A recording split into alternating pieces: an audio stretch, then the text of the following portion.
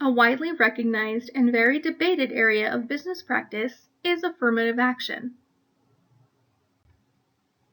What is affirmative action?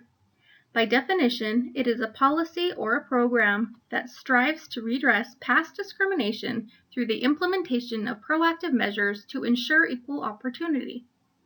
In other words, affirmative action is the intentional inclusion of previously excluded groups.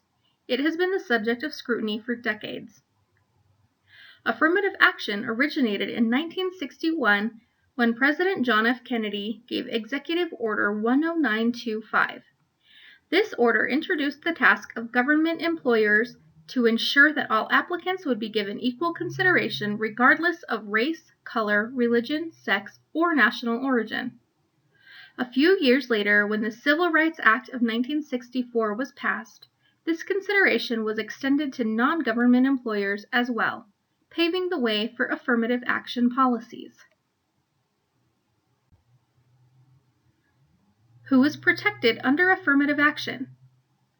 The covered groups are women, ethnic minorities, disabled persons, and veterans. A common misunderstanding of affirmative action is that it is similar or synonymous with the policy of equal employment opportunity.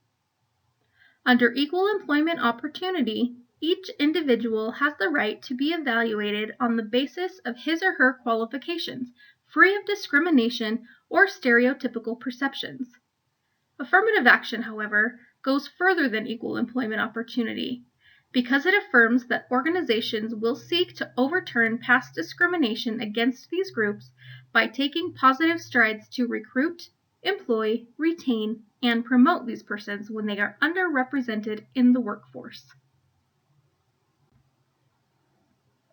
The arenas where affirmative action takes place are typically in the workplace as far as hiring and retention policies, in educational settings as far as admissions and scholarship procedures, and government contracts, in that all federal public sector employers are required to practice affirmative action.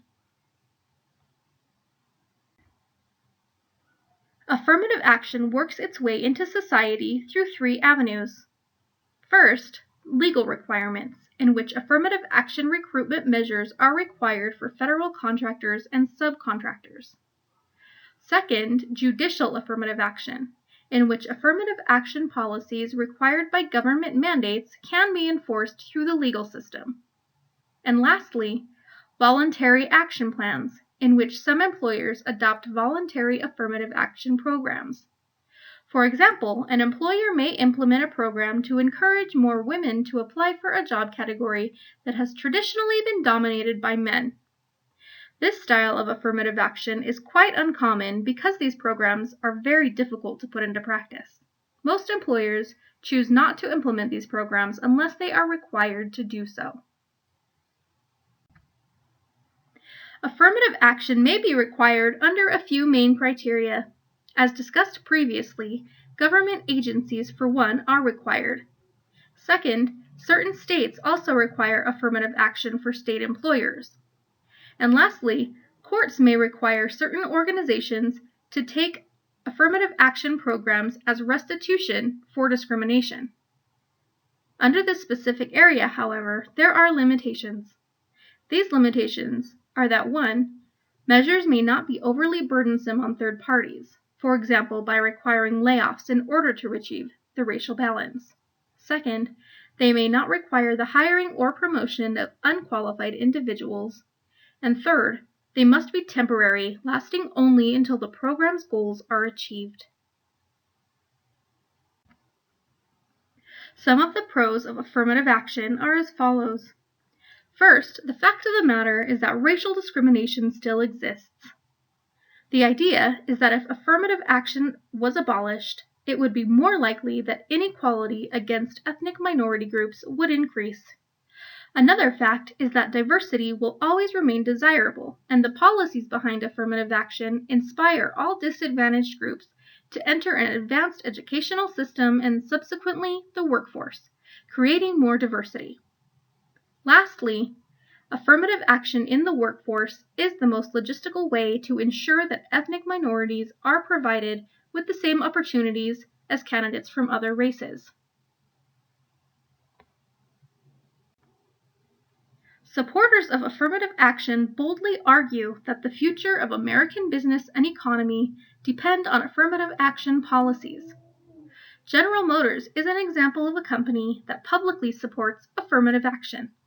They have released the following statement: only a well-educated, diverse workforce comprising people who have learned to work productively and creatively with individuals from a multitude of races and ethnic, religious, and cultural backgrounds can maintain America's competitiveness in the increasingly diverse and interconnected world economy.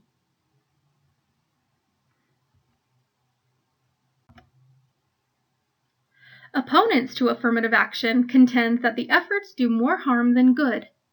The argument is that it places punishment of past wrongs on a new generation, unfairly burdening them.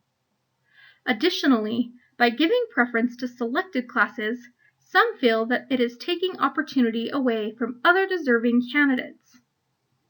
Another concern is that it poses stereotypes, making some minorities feel that it lessens their perceived value because of the assumption that they are given opportunities only due to racial preference.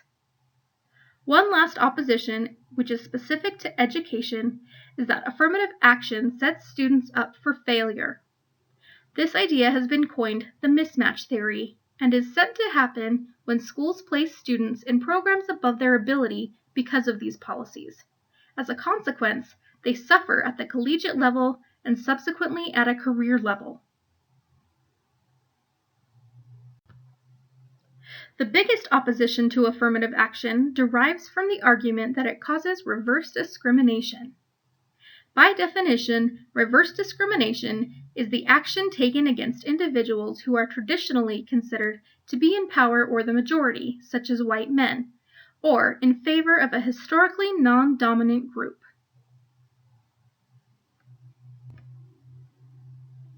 One study to note is the bar passage study and was conducted in order to determine the validity of the mismatch theory previously mentioned. It was carried out by the Law School Admission Council in 1989 to determine whether African Americans and Hispanics had excessively poor bar passage rates. In 1991, thousands of incoming law students from various backgrounds completed questionnaires for the study and gave permission to track their performance throughout law school and subsequently on the bar exam. The predominant questions asked on the survey were whether the students got into their first choice law school, and if so, did they enroll at their first choice or opt for their second choice, and lastly, the reasoning behind their decision. It was assumed that the students covered under affirmative action policies who chose to attend their second choice were theoretically better matched to their second choice. Therefore, they would have better outcomes in their studies and on their bar exam. The analysis of the data found that of the affirmative action students who attended their first choice, 34% failed their first attempt at the bar exam, whereas of the students covered under affirmative action who attended their second choice, only 21% failed at their first attempt on the bar exam. Another study conducted in regards to affirmative action measures was conducted at Harvard on students taking the GRE in order to investigate whether affirmative action triggers a negative stereotype threat. Since affirmative action policies are designed to single out disadvantaged groups for preferential treatment, the theory is that these measures may inadvertently remind recipients of the negative connotation of getting specialized consideration. It took place in a group setting where initially there was testing to determine everyone's baseline scoring ability. After that had been determined, participants were placed in one of the three following categories: the control condition, the affirmative action treatment condition, or the affirmative action and informational prime condition. In the control condition, there was an incentive awarded to the group's overall top two performers, while the two subsequent treatment conditions imposed a classification quota where at least one of the top two winners had to be of a certain protected class.